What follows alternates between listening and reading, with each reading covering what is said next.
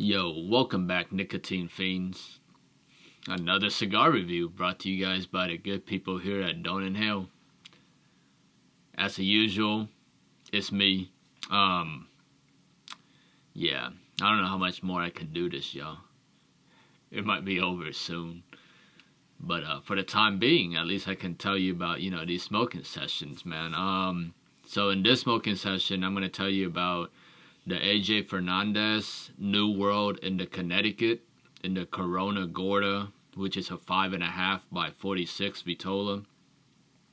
So, right away, again, I'm going to give you guys the overall score that I gave this cigar. It was a 6.3 out of 10. And here's the breakdown as to why I gave it that score. So, some background information.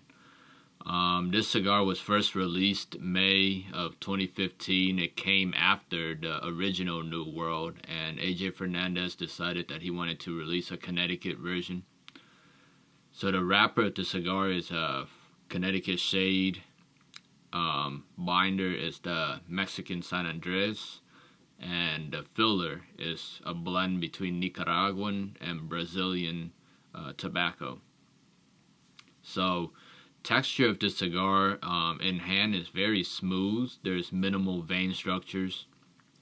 The smell of the cigar gave off this dried squid to it, and there was some Cajun spice seasoning on the foot of the cigar.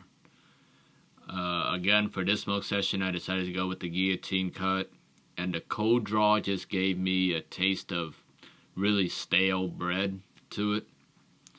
Then I lit up the cigar, and on the initial combustion, it gave me a cayenne red pepper spice with an unsalted, like nutty finish to the on the palate. And on the retrohale, there was a buttery sweetness that is fleeting, like very like a quick, like little note of buttery sweetness, but there was a very strong spicy finish to it. So then I smoked through the first third of the cigar. On the palate, the first third gave a dry, weedy bread. There was unsalted peanut, finished with a slight cayenne spice. Out the retrohale, it gave molasses sweetness that was fleeting, and it finished again with a strong red pepper spice. The burn line was pretty good, and the ash was also holding quite solid through the first third. So I smoked through the second third, and out the second third on the palate, I got a bitter, charred peanut skin flavor, and it was a very mild, creamy finish to it. Out the retrohale, I got this earthy herbiness to it that is overtaken by a red pepper spice, but then that spice also fades into this slight, buttery biscuit kind of taste. The burn line is only slightly uneven compared to the first third. Then I finished up the final third of the cigar, and out the final third, there was a stone fruit with a charred peanut finish. And out the retrohale, there was a strong red pepper spice again with a bitter peanut skin finish. And there was some hints of creaminess to it.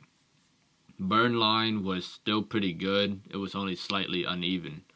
So overall, the breakdown of the score at the end, the body of the cigar, I would give it medium minus.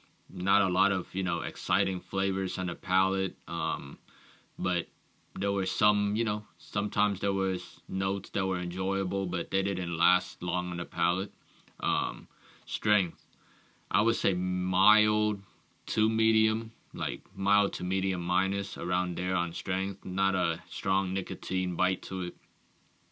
Flavor-wise, I gotta give this a 4 out of 10. For the reason being is that it's just not a very exciting, cigar. It doesn't give you a lot of flavor profiles that are complex or challenging. I feel like I should have smoked this cigar very early on in the journey, but now that I smoked it, it's not, like the strong flavors that I would prefer on cigars. But yeah, better late than never. Construction, I would give it an 8 out of 10. Pretty good burn line throughout. Ash holds on pretty strong. The draw was also good. So 8 out of 10 for construction. And for price, it was only $6. So thinking about all the other $6 cigars, this is, not a bad cigar at all. I mean, it's very, standard. I would recommend this for everyone that's starting, their journey in the cigar world. I think this is a easy smoke and you can develop your palate. This way, there are not a lot of complex or like clashing flavors. Everything is straightforward, one-dimensional on this cigar. So that brings the total to 19 out of 30, which equates to a 6.3 out of 10. And the cigar takes about an hour to smoke. So, if you're going to start the cigar, just keep that in mind and set aside that much time. Well, this has been another cigar review for y'all. And until next time, keep on smoking, but don't inhale.